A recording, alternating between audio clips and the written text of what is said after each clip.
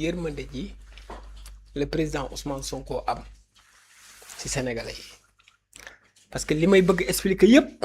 finalité bi mooy yërmande jooju effectivement choc dafa am bu choc amee absolument maanaam inflation mën naa am waaye xam nga fan la réew yi di wutante bu jàmm rek di xew kenn du xam ki mën a gouverner bu ay xewee la ñuy xam kan moo mën a gouverner boo nee gouverner c'est prévoir da nga koy teg ci ay actions yoo xam ne ëllëg si biir lu mën am nga mën koo gàttandu. Buri bi affaire Moyen-Orient bi amee daa am premier ministre bu fi tudd Ousmane Sonko au lieu que mu nekk dans la réactivité mu nekk dans la proactivité anticiper les risques yi nga xam ne tey jii mooy impact yi loolu war a am woo Birame Souleye ak le président de la République ci seen ndigal Birame Souleye def une étude boobu moo wane ne coût yi de mënoon nañ koo maintenir waaye buñ ko maintenir ba pare li ci topp mooy ñu xool naka lañ koy stabiliser ba mu doon lu pare ci li nga xam ne moo ci population sénégalaise bi may fàttali ni premier ministre boobu tudd Ousmane Sonko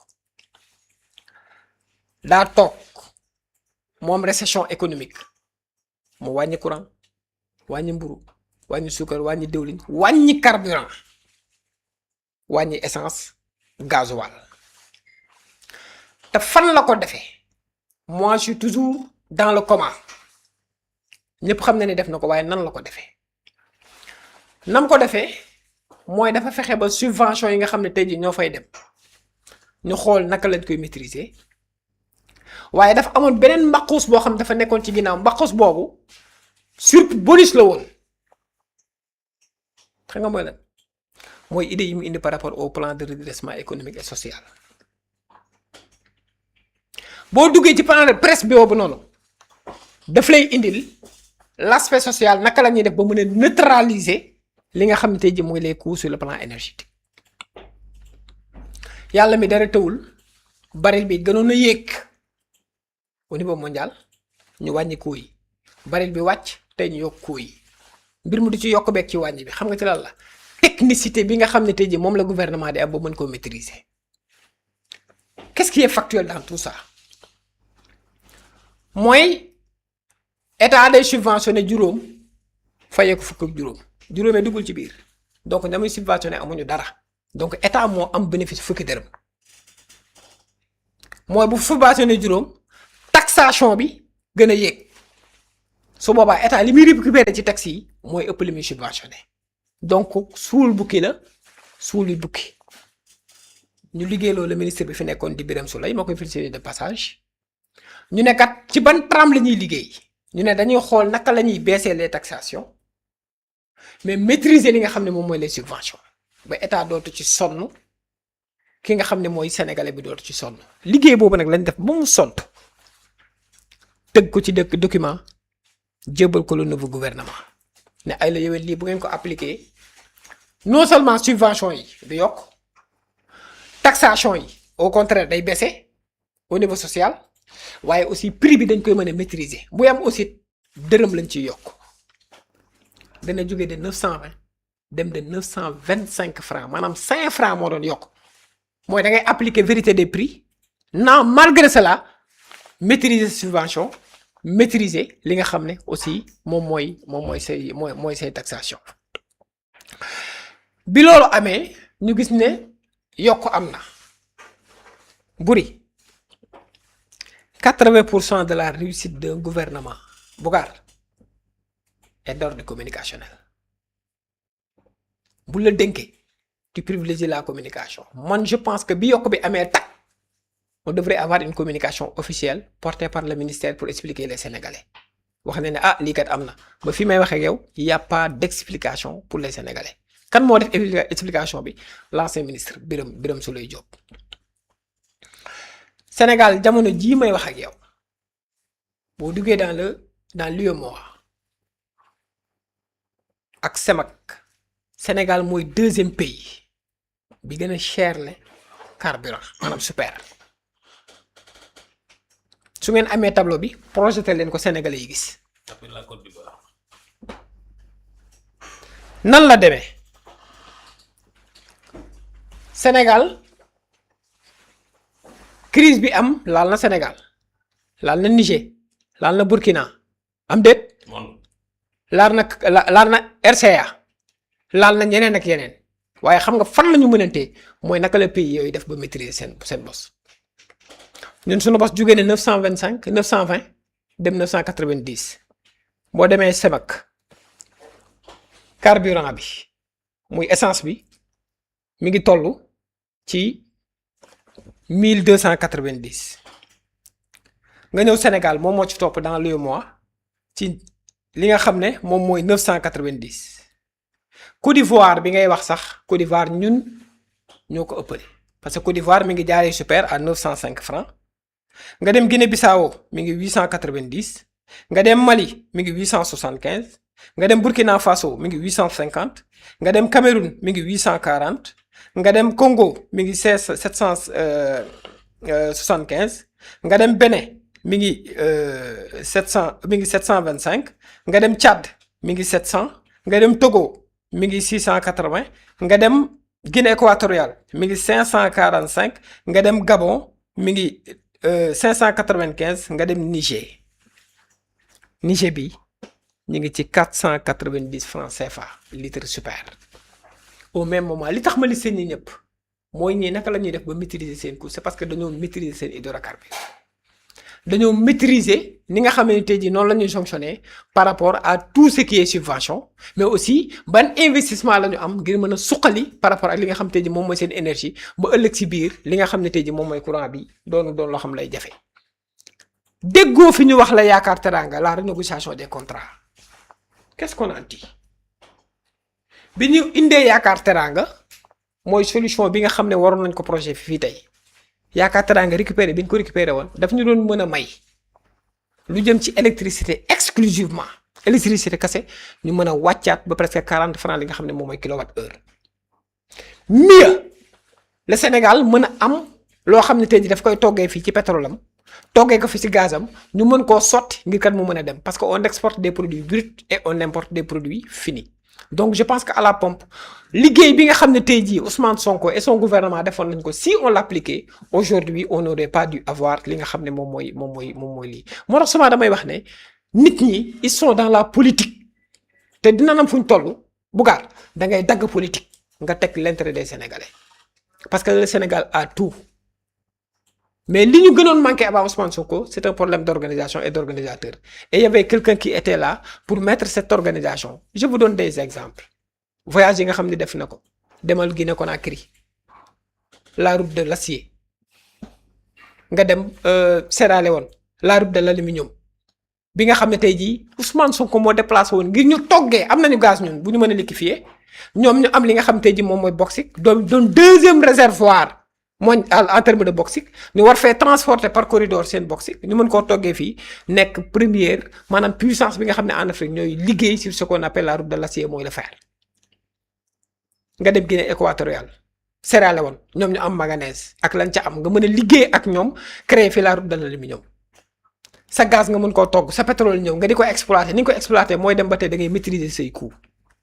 en terme d'électricité Malaisie bu jege bii Malaisie ku ne gis na fan yi ay vidéo di circuler Malaisie bu jege bii rek la ñu mën a jaayee ci loolu mooy gën a moins cher par rapport ak Sénégal et pourtant on a tout yàlla sunu borom xam na ne ak weeru gàmm gi ñu nekk on était très bien parti pour neutraliser tous ces coûts là parce que conditionnalité bi Ousmane Sonko tegul leen la de lu mu metti bu ngeen ko teg askan bi xam nga lu tax parce que l'État doit faire des efforts buri mënuma man ne dama woote rationalisation des dépenses publiques war a rationaliser li nga xam ne mooy les agences boo ko rationaliser 19 agences yu ñu waxoon conseil des ministres bu ñu ko rationaliser woon la fa jëm mat na mën dem subvention nga suivre sa presse bi Sogepa kese bu recycler active am jox la 300 milliards yooyu dugaloo ko ci subvention bi matul sax ëpp la sax subvention bi donc c'est un problème boo xam ne il faut que Sénégalais comprendre ko noonu ñuy ñaan nag gouvernement bi parce que bu réussir c'est le Sénégal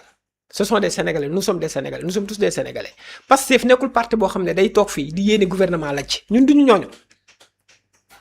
moo tax projet de loi bu ñu fa indi bu baaxee Sénégalais ñu votel ko donc je pense que actuellement c'est un problème boo xam ne on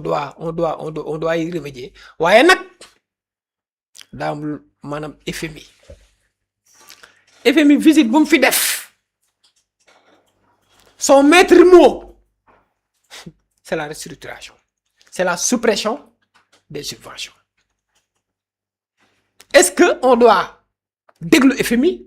wala on doit nekk ci trempe boo xam ne dañuy servir les Sénégalais tubaab xam na ne wax dëgg yàlla Ousmane Sonko bu fa nekkee du ma mën a maanaam li ma bëgg du ma ko am donc nag ci piste yooyu la ñu réflexion yi la ñu war a dem pour gën a mën a maîtriser li nga xam ne mooy coût bi mais wax dëgg yàlla jàpp nañ ne liggéey bi nga xam ne gars yi jotoon nañ ko fi def nañ ko exploiter parce que rapport boobu c'est le président moo ko commandité avec le premier ministre c'est un rapport qui est là mais da nga koy jël nga appliquer ko boo ko appliquer woon l'ancien ministre nee na boo ko appliquer woon da ngay appliquer vérité des prix subvention du dem du yokk taxation bi da nga koy baisser mi ngi mel ni ku ne toggal ceeb wala toggal defal ndékki nga yor 500 francs def ci li la war yépp te 500 yi du jeex donc je pense nañu gën a orienter foofu donc Ousmane Sonko et son gouvernement Pastef ñu am yërmande lañu yërmande yooyu moo tax nag ñu wàññi li nga xam ne mooy loolu donc je pense que ñi fi nekk aussi nañu gën a xuus ci point boobu te xam ne buñ ko defee c'est pour le Sénégal et je pense que sénégalais aussi ñi nga xaar te am nañ ci yaakaar ne incha allah dinañ ci indi ay réponses. jërëjëf Khadim Bamba Fall Bougar Garmi Diouf bu ma déggee kàddu Khadim Bamba Fall yi mooy yokku gi dafa am un contexte boo xam ni à chaque fois qu'il y a mission du FMI nga gis ni am na discours buy génn muy dañuy attaquer li nga xam ne mooy la question de la subvention est-ce que da nga jàpp ni loolu am na njeexital. En tant que aussi beneen laaj bi ma bëgg a laaj en tant que parti boo xamante ni nii muy UPS bi nga xam ne vous réclamez panafricaniste sénégalais est-ce que tey lii ñu nekk di nemmeeku muy benn choc mondial boo xam ne dafa am répercussion ñun ci li nga xamante ni mooy lenn ci nit ñi jëfandikoo yan alternative la ñu war a am tey Afrique wala rawatina Sénégal bi nga xam ni Khadim Bamba bi koy lim lu bari ëpp ci ay fanweer ci ay ressources la ca gën a fës nag pétrole bi ci la bokk gaz ci la bokk. yan mécanisme la ñu war a teg ngir dépendance boobu nga xam ne tey choc mondiaux yi bu amee dafay am répercussion ci suñu nekkin loolu lan moo war a nekk les alternatives. bon maa lay jaajëfal kontaan trop si lii Khadim wax sax parce que dafa am lu ma leen wax léegi dafa mel ni déggu leen ko un gouvernement wala un état doit privilégier les intérêts du peuple et de l'état de droit. En aucun cas, l'intérêt partisan ne n'intéresse à rien le citoyen lambda et ne peut être en aucun cas aussi au-dessus de la Constitution. Les hommes passent, comment dire encore, les majorités à l'Assemblée nationale changent, mais l'État demeure, la Constitution demeure. Un État, voilà, un gouvernement doit être dans l'anticipation permanente sur les questions les plus urgentes et les questions les plus sensibles. S'agissant des questions de sécurité, dañoo dem bay dugg au niveau de 2015 gars yi commencé naan dëkk bi dafa Macky parce que Macky nekkaguloon en plein xam yëpp mais quant à li Abdoulaye Wade def moom moo tax sénégalais yi jëriñoo ci nguuru Ablaye te Ablaye nekkatu fi woon pendant 3 ans. Maintenant quand tu reportes ça sur le gouvernement actuel et ce gouvernement de Sonko qui vient de sortir, Sonko a fait des réalisations, jéngu na góorgóorlu na etc. Mais pourquoi il a quitté la primature et 3 mois plus tard parce qu'il a quitté le 22 mai 22 juin, un mois là, 22 juillet 22 août, ça fait 3 mois. En 3 mois, voulez-vous dire que ce que Sonko a construit en 2 ans, en 3 mois, amulul tel njariñ askan. Donc boo xoolee donc le pouvoir de Wade qui a fait 3 ans avec Macky Sall di tenir état mu jóg balaa 4e année bi ñu commencé dégg ne dëkk bi dafa commencé metti par rapport ak Ousmane Sonko da ngay xam ne donc waroon na nekk loo xam ne waroon na jëriñ Sénégal dans la durée maanaam Sonko mënoon na liggéey wax bu wàccee d'ici 2 ans wala 3 ans day kon ni dimbali Sénégalais mais en 3 mois tout ça vit mënoo tabax kër gi pare ñaari weer ñu ñëw ne la kër gi day daanu après fii ak 1 mois cela veut dire que la nga construire doon dëgërul donc li Sonko doon def en réalité c'est pas un débat personnalisé mais au vu des résultats maanaam li Sonko tegoon ne lii la ñu war a doxalee réew wala lam ca bëggoon boog doxul wala nam ko defee boog baaxul parce que 3 mois rek mu wadd amalul tey njëriñ Sénégal même bu fekkoonte ne gouvernement bi fi nekk loolu tey kii na gouvernement bi fi nekk nii def nañ ay jéego sax wala bañ a def ay jéego li fi Sonko defoon waroon naa mën a jëriñ askan bi on est d'accord beneen bi mooy toujours rester aussi def l'anticipation et les intérêts du peuple une priorité on peut pas avoir un gouvernement waxoon naa ko au début dama ne le peuple est en majorité jeune une jeunesse pressée une jeunesse qui veut s'épanouir le président de la République choisit un vieux premier ministre est-ce que par rapport aux urgences et ci tey ci àdduna bi toll ci ay affaires yu métti yi ñëw moom ci boppam âge am dina ko permettre choc boobu mu jël ko pour mën ci def résultat ne serait-ce que âge am mën am na expérience baax na c'est tout mais âge am parce que tey da nga gis bi ñu demee coupe du monde bi gars yi dugal joueurs yu màgget yi gars yi de non ñi waruñu woon dugg parce que seen âge permettre ñu yennu match yi et ce ça nous a fait perdre c'est pas qu'on n'a pas une bonne équipe fii aussi on a un bon gouvernement mais l'âge du premier ministre ne peut pas suivre le rythme actuel du monde quand on dit la vérité c'est ça en fait ce qui fait que donc bi muy remplacer Ousmane Sonko bu nekkoon jeune dina réaction boo xam ne même yëf yi waroon na daanu mais balaa moo daanu au moins na trouver benn affaire il est bon il est un bon Sénégalais baax na mais am na loo xam ne du ko mën par rapport ak àdduna bi nu rythme beneen bi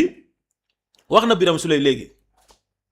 alors tu remplaces Birame Souleye par Abdourahmane Diouf c'est un ministre qui fait plus de communication politique que de communication dans son département. Qu'est-ce que l'État gagne dans les communications politiques de Abdourahmane Diouf ou bien dans cette communication permanente de Abdourahmane Diouf envers ay affaires politiques l'intérêt se trouve ailleurs ñun lu ñu intéressé ñun waa UPS mooy lan la waxi Abdourahmane Diouf yi di amal impact sénégalais yi waxu politique am yi wax ça ne nous intéresse pas lu ñu intéressé mooy qu'il s'occupe de son département et j'avais averti que un ministre mënoo ko def enseignement supérieur yàggul nga def ko kii nu ñu ko waxatee sax environnement jëlee ko foofu bëgg ko dugal énergie te mu nekk un ministre boo xam ne c'est un beau parleur porte-parole du gouvernement suffisait tu mets un technocrate un ingénieur qualifié du même Birame Souleye n'est pas Birame Souleye mënta jàng impôt et domaine di toppatoo affaire scientifique waxoon naa ko ci Ngagne Demba Touré mënul nekk ku jàng droit en licence kese di toppatoo ay affaire mine mënul ne Sonko lu mu bëggoon def mën na nekk de mais la manière dont les gens ont distribué les postes dans le gouvernement de Sonko mënuloon dox parce que du Birame Souleye mooy toppatoo affaire pétrole c'est une affaire scientifique du Ngagne Demba Touré mooy toppatoo affaire mine affaire scientifique la est-ce que dégg bu baax alors tey maintenant c'est le peuple qui est la grande victime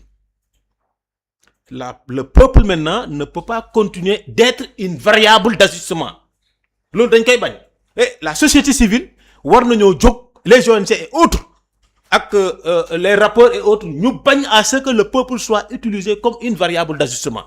xam nga l'État peut avoir des problèmes budgétaires c'est vrai mais c'est pas que état bi dafa am ay problèmes budgétaires rek que guerre am na fële rek ne acca c'est le peuple qui va régler le problème du budget peuple bi lañ koy jëlee nañu génne léegi-léegi ak nu mu gënee gaaw mënta nekk le peuple ne peut pas continuer d'être cette variable comment dire encore permanemment cette variable là boo xam ne bu ñu nee guerre am na fee ñu ne ankay non l'État doit anticiper le gouvernement doit être dans l'anticipation permanente pour soutenir état bi tey tu vois Macky Sall Odessa la guerre entre Russie et l'Ukraine lan moo gënoon graaw guerre boobu noonu ñu war a tëj port Odessa bi les kii la engrais beeg dundu beeg blé beeg tout na du ñëw Macky Sall xam ne lii bu ma toogee mbuuru amul fii gars yi xëy amuñu fondé amuñu moo xam sax amuñu lii sama kaw la ñuy ñëw mais il a anticipé lijjantewul sax ay Nations Unies lijjantewul ñeen ay France dafa dem gis Poutine gis kii ne kaat boo leen ñu bëggee dimbale nañu ci lii est-ce que ça a été fait dans ce gouvernement te pourtant loolu moom moo kal affaire bi pourquoi les gens n'ont pas pensé partir en Iran ne leen kat dimbale leen ñu boo leen tëjee port bi dina am ay problèmes yoo xam ne day am répercussion ñun dañuy gën a pauvre da ngeen di bañ ku leen moom mais ñun suñu pauvreté dëkk dina toll foo xam ne waxatul ñu bañ waaye ñun ñooy woo ñi nga xam ne ñoo ñu bëgg a moom sax ñu moom ñu. Pourquoi il n'y a pas eu cette anticipation-là? Qu'est-ce qu'a fait le ministre de l'énergie, sachant que nous sommes dans une crise qui peut être amplifiée à tout moment? Yàlla tere Russie dugg na ci partiellement Chine déployé na la dernière fois benn porte-avions boo xam ne côté boobu la ko yóbbu. Cela veut dire que les risques, les choses mën nañ gën a dangereux. Mais qu'est-ce qui a été par rapport aux énergies que le gouvernement dépense à répondre à Pastef, faire des conférences de presse, le concerné moom ci boppam mu ngi ci confrontation permanente ak Sonko mais loolu ñuy def ak Sonko ban intérêt la ñu amal ñun waa Sénégal te boo ko waxee da nga ne da nga contre diw mais quand tu es pour les intérêts du peuple tu dois demander aux gens de se limiter ou bien de passer le maximum de temps qu'ils ont sur ce qui va avec les intérêts du peuple et le peuple ne peut pas être la variable yaa ngi comprendre maanaam mënuñu à chaque fois rek ñu ne Sénégal bi na fay Sénégal bi na yokk nga bu ñu ñëwee yokk le 15 août dama taxaw station ñu ne fayal pire après ñu ne ma fayal encore taxe bi da ngay yokk 100 francs boo jëndee 5000 man leen loolu foo leen ko teg ah xam nga 50 francs man ne foo leen ko teg ñu ne non taxe bi la mais booy yokk sax dindi taxe boobu noonu parce que boo nee xaalis na jóge ci peuple askan bi pour ñu mën a régler suñu budget xaalis bi jógee ci peuple askan bi xam nga am na y a une responsabilité secondaire la foofu parce que foofu état bi day am xaalis état bi day gagné xaalis parce que xaalis bi mu waroon a subventionné bu fekkee dafa am problème budgétaire crédibilité kii moom du génnee xaalisam day naan askan bi génne leen seen xaalis mais askan bu génnee seen xaalis l'état va amasser des bénéfices yooyu noonu il doit y avoir de la transparence là-dessus bénéfices yooyu fan lañ ko teg bénéfices yooyu ban njëriñ lay amal askan bi bénéfices yooyu noonu waroon na nekk loo xam ne tey comme affaire yi yokku na ñu xalaat ci jël ci xaalis boobu nga xam dañ koy am ñu yokk ñu élargir les bourses familiales bu nekkoon 12000 tey ñu yokk ko ba 300000. mën na tax ñiy def dialyse dafa métti chaque semaine nga bëgg a def 2 fois dialyse 40000 ban famille moo ko mën a mënti fii ñu jël ci bénéfice yooyu ñu dimbali ñiy def dialyse hôpitaux yi nga xam ne malade yaa ngi tëdd amuñu ay garab ñu dimbali leen ci et cetera mais c'est pas une question à chaque fois li nga xam ne moom la adduna bi di doxee yow nekkoo dans l'anticipation mais nga nekk dans des confrontations politiques inutiles problème bi fekk la fi tu n'as rien à dire au peuple du wax. parce que balaa ngaa wax da nga doon nekk ci affaire boobu noonu di ci sonn ñu lay dégg ngay wax ci pétrole di wax ci gaz di wax ci li mais c'est comme si moom il gère le ministère de Pastef wala un ministère qui doit faire face ça n'a pas de sens man loolu soxlawu ma ko amalu ma jëriñ du ma ànd ak benn doomi aadama pour def rangement aveugle parce que dama am bi ñu nekkee ci ay raboj la waxoon de dama leen ne ci lii lañ xam nga dañu nekkoon di xuloo ci ay affaire yu caaxaan ci nangu mairie Dakar bi ma jël bilan Macky Sall dugal ko ci groupe bi rek gaa yi yuuxu ma way waroo def lii ma ne leen si xam nga lu tax affaire yu caaxaan ñuy waxtaan nii par rapport ak li Macky Sall def lii la ñu war a concurrence def ci fulla ak fayda mais pas ñu bëgg a nekk ci ay pong-pong avec APR bàyyi leen affaire boobu noonu donc Abdourahmane Diouf je l'invite personnellement cette guéguerre est inutile mu nekk di def des sorties politiques inutilement nous avons besoin si département moom mu wax ñu ci lan la nekk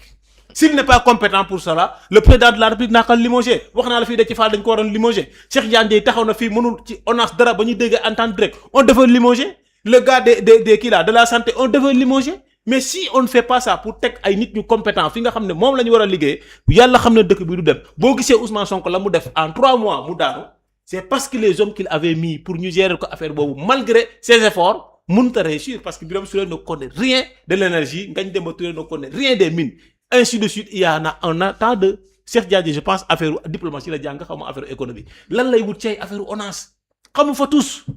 alors léegi mooy tax nag boo tegee ay nit ils sont pas compétents wala nga teg ay nit seen énergie permettre leen ñu def yenn yi ak adduna bi ni muy doxee loolu day nekk répercussions yoo xam ne franchement day dal ci kaw askan maintenant boo ko buggee boole ak tey nawet bi bugg ko boole école bi ubbi ak coono bi fi nekk feebar yi ci grippe bi ainsi de suite tout cela dafa nar a nekk loo xam ne wax dëgg fa yàlla Sénégalais yi ça sera dur et que ça peut aller au-delà de 900. parce que bu fekkente ne defuñu dara déjà anticiper wuñu li fi Sonko construire woon gis ngeen ni mu gaawee yàqu léegi quand ces gens-là vont anticiper ou le ministre concerné qu'est-ce qu'il va faire ou sur le plan de la diplomatie qu'est-ce qu'on peut faire avec l'Iran pour que cela devienne à défaut il faut tourner tout de suite vers les énergies renouvelables vers le numérique vers le port autonome de Dakar la compétence le port de Dakar le gars qu'on l'a donné man je ne le connais pas je l'ai dit partout le Alpha Thiam là il est qui lan la ñu mën a apporter au niveau de la culture rien du tout pourtant l'industrie culturelle produit des milliards tey laa mu ngi ne combien de milliards elle a gagné au kii ci kii bi kii nu ñu ko waxatee l'autre là la chanteuse espagnole là combien de milliards elle a gagné aussi donc la culture peut rapporter quelque chose le port autonome de Dakar ça fait il y a des bombardements dans les pays du Golfe ay Dubaï ay Abu Dhabi et cetera dëkk yooyu noonu quand tu es un directeur du port autonome de Dakar gis ni ñu ngi bombarder ay port mais demal Iran dem ci dëkk yooyu nga ne leen kat li ngeen am ay avoir yoo xam ne c'est des biens civils maanaam ay bateaux de luxe ay yachts ay affaires yu civiles yooyu nga xam ne ñu ngi ci biir port yi le directeur du port Dakar ne leen mën ngeen ko andi Dakar ñu fayeeku leen moyennant ay affaires yu ndaw mais en retour ñu garder leen ko foofu ba guerre bi jeex ngeen di fay benn location bu ndaw même bu dee benn bateau da fay benn 5 millions par mois nekkul ci ñoom dara tey nga leen seen bateau luxe boo xam ne jënd nga ko ay milliards mais ñaata bateau luxe ñoo nekk ci dëkk yooyu noonu ñaata matériel de luxe ñoo fa nekk yoo xam ne gars yi bëgg nañ ko génne buñ ko génne woon fii def ko booru Dakar tu peux gagner jusqu'à 3000 milliards par mois ces 3000 milliards là mën nga ko utiliser ci rek le problème là c'est des questions de secondes la LONASE sur la question des jeux vidéo man ku fa te xaw ma ko parce que bokkuñu woon bi ñuy xeex gisuma ko woon. ni moom ni Abdourahmane Diouf te je ne vais pas je ne vais pas di leen indexer mais dama la wax rek nu ñu mënoon def ba régler affaire bi la LONASE peut rapporter plus de 6000 milliards mensuels au Sénégal l'industrie des jeux vidéo mais est-ce que les gens sont compétents pour pouvoir le faire non donc tout va maintenant day dal ci kaw président de la République parce que c'est lui qui a sélectionné son équipe. Et non d'accord et moi je ne peux pas défendre équipe que je ne connais pas je ne donnerai pas aussi du ma mës a li ma la wax ni support bi sax bari na mais du ma la wax ndax di LONASE le transport le renouvellement du parc automobile du Sénégal mën nañ fa jëlee ay milliards l'industrialisation des milliards compenser affaire bu ndaw bi boo ma bàyyoon palais dans les prochaines 24 heures ma tegal la plat boo xam ne essence bi 300 lañ koy jaay. jërëjëf Bougar ñu ñëw ma waa jërëjëf Khadim Bamba donc. Pape Samba bu ñu taataanee li nga xamante ni jib na par rapport ak tey njëg yi ñeel carburant yi su ma sukkandikoo ci Khadim Bamba am na ay effort yoo xam ne tàmbali woon nañ ko def ci jamonoy Birame Souleye Diop ba am lu ci jibal ci dernière conférence de presse bi parce que dafa organisé mais su ma dégloo Bougar mbir ma du responsabilité benn camp par exemple tey ñu ne waa Kiiraay la waaye dafa jàpp ni xëy na ñoom la ñu tëggoon ci naal tàmbalee ko ci Birame Souleye ka leen jilifoon di Ousmane Sonko xëy na la ñu tabaxul wala boog la ñu tabaxoon boog moo dëgërul ba tax tey xëy na bañ fa jógee ci diiru ñetti weer lépp màbb ndax ban gis-gis boobu noonu nga am par rapport ak tey situation bi fi mu toll muy problème d'anticipation.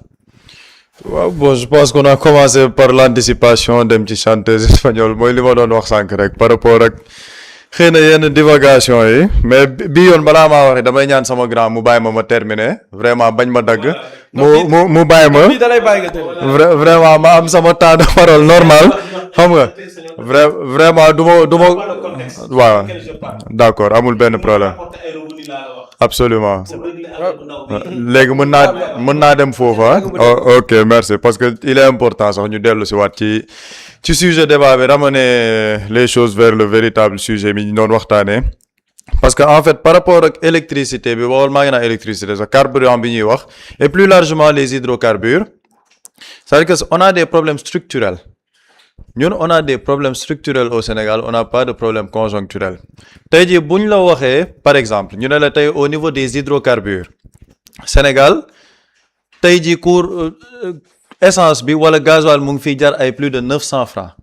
électricité tey instant yi mu ngi commencer cher et pourtant on te dit que le Sénégal est un pays producteur de pétrole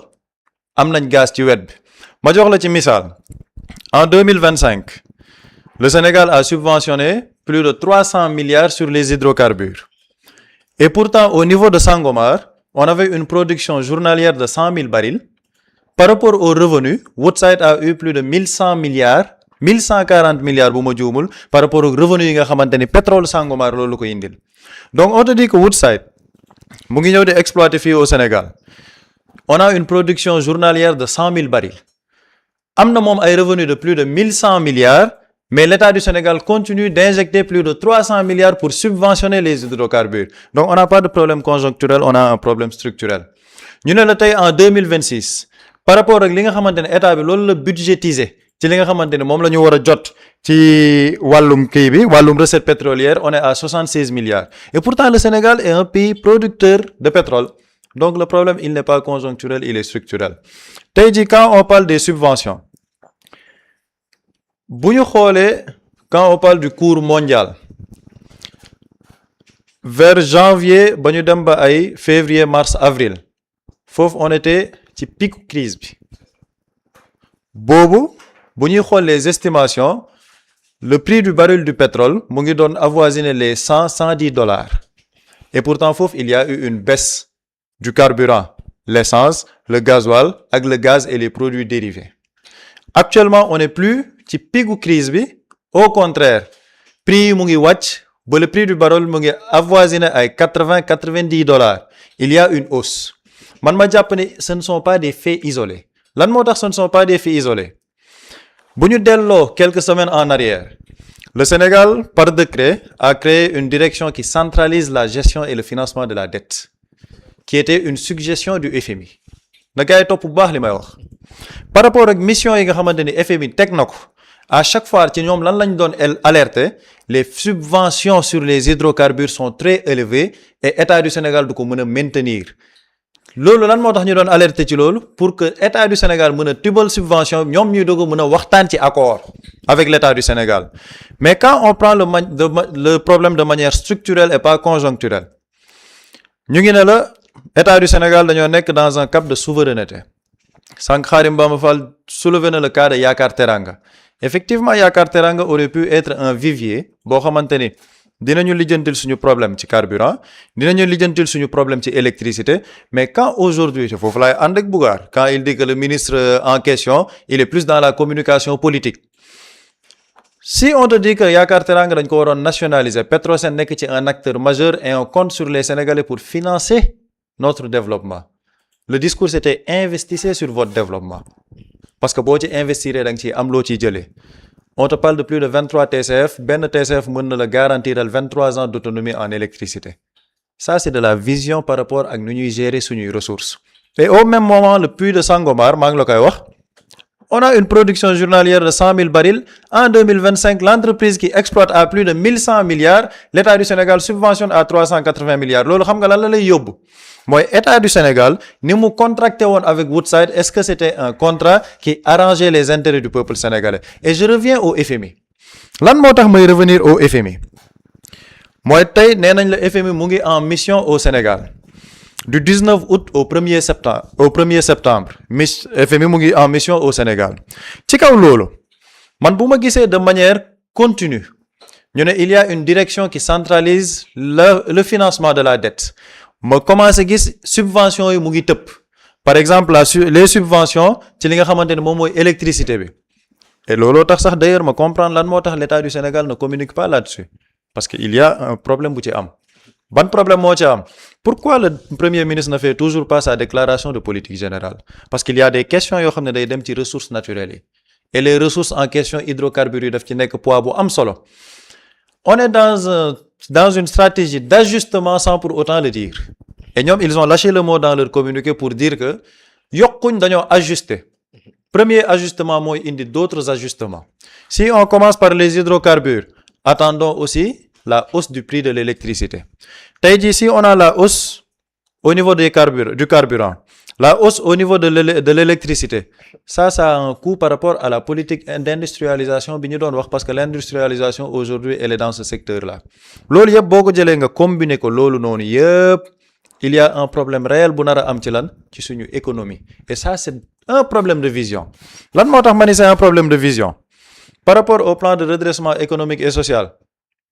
effectivement il y avait de la prévision Birame Souleye Diop dans les études yu mu waxoon dafa ne hausse mën na bañ a am fii ba décembre 2026 jusqu'en décembre 2026 l'État peut continuer à supporter les charges sans pour autant teg ko Sénégalais yi te hausse prix bi du am et il y avait des études qui avaient été faites et il était même question de gën a wàccee prix yi par rapport à ces études là donc looloo tax man bu ma gisee hausse bi ñëw avec le timing de la venue du FMI chronologie bi ma gis ci communiqué yi nga xamante ne FMI mu ngi koy def depuis le voyage du président de la République au Kenya ba mu rencontrer directrice générale du FMI foofu la mës a gis la présidence de la République def un communiqué pour dire que le président de la République ce dossier là daf ko jël en main parce que dafa bëgg dem vers la meilleure issue pour le pays foofu bu ma fàttali ko ci matinal maa ngi doon wax j'alerte sur ça Parce que pourquoi on parle de la meilleure issue pour le pays? Est-ce qu'on ne serait pas en train de quitter le terrain de la souveraineté? Et après, ça a été confirmé par 2 discours. Serigne Gueye Diop, quand il nous parle des ICS, il nous dit que foofu on ne peut pas nationaliser 15 à 30% baax na ci état du Sénégal. Le ministre en charge de l'énergie et du pétrole, il vient, il nous dit que le souverainisme c'est un discours populiste boo xamante ne ñoom bu njëkk ba gëmoon nañ ko, c'était une bonne excellente idée, mais après c'est du populisme. Il ne faut pas que ñu dawloo nit ñi. Ma dem dégluwaat Ousmane Sonko ne le premier ministre mu ngi def ay réunions yoo xamante ni dafa ne il privilégie le climat des affaires. Maintenant par rapport à ce climat. Muslay Immo Sénégal moo ñëw taxawu leen indi ay saafara ci jafe-jafe yi ngeen di dund ci wàllum immobilier. Yow mi bëgg a jënd terrain, yow mi bëgg a jënd kër wala tabax, jokkool ak Muslay Immo. Da nga am sa kër bëgg ku la ko terrasseel wala nga am sa tool bëgg ku la ko lotiseel defal la ko ay terrain. Muslay Immo daf leen koy jàppandil gunge leen ci anam gu mucc ayib. Ku am sa kër itam te nekkoo ci biir réew mi bëgg ku la ko toppatool gérer la ko, Muslay Immo moo ci gën a gaaw gën ci wóor. Yow mi bëgg a defaraat sa kër wala nga bëgg a toxu te bëgg ku la ko nettoyer ba sax nga bëgg a defar plan architecte, plan béton armé wala nga soxla ay conseil ci wàllum immobilier, contactel Muslay Immo Sénégal ci 77 887 25 13 77 887 25 13. Man ngeen itam abonné ci seen YouTube bi di Muslay Immo Sénégal ngir yeneen i xibaar. Ak Muslay Immo Sénégal jaaxle jeex na ci wàllum dëkkuwaay. Quand l'immobilier devient une évidence, contactez-nous.